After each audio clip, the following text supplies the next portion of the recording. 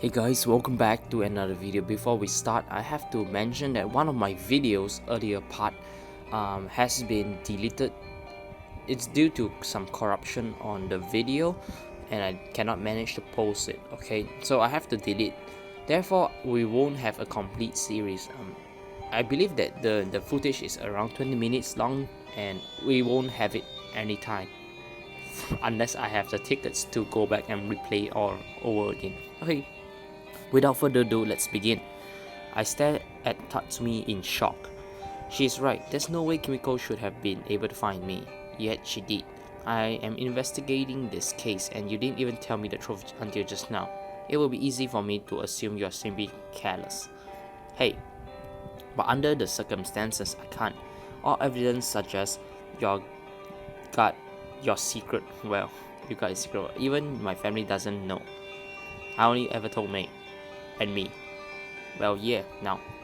I'm curious, why did you finally decide to tell me? Was it just because you thought it might be important to the case? She leans back with a slight smirk. The sight is strangely alluring. I certainly hope you don't think it wins you any favor. I hesitate. Why did I finally decide to tell her? What gives me the final push or motivation? What should I say? It's for the case. I see, I assume as much. Yeah, I figure holding back information will be a big mistake. At least you finally decide to tell me the truth. Her words are a little bit sharper than usual, and I frown. Is it me or does it seem disappointed? As soon as I notice, however, she is back to her usual self. Why do you keep it a secret? Well, because it's kind of lame. Guys my age are in sports or going after girls, not giving out advice. I was unpopular enough in high school. I wasn't about to ruin what I had going in college by revealing this. She frowns at me for a moment, but then she shakes her head. Don't worry, I don't think anything could make you seem even more lame in my eyes. She grunts and I can't help but chuckles. I don't know why, but that joke actually made me feel better about telling her. Getting back to the matter at hand, I have another question for you. What is it? Has anything like this ever happened before? Nope. Not a stalker necessarily, but threats sent because of your advice account. Yes, actually, it happened once before. Tell me about it. I haven't thought about this incident in a long time. It was an anonymous request from students struggling with their classes. They would always be popular in school, but suddenly they felt insignificant. Like the things that mattered in high school were no longer important. They said they would start feeling jealous of their friend who was doing well and didn't know how to handle it. And what did you say? I gave him the general advice on how to improve their study habits. I also tried to encourage them not to be resentful of their friend. And they disliked your advice so much it turned violent. Yep, they were furious.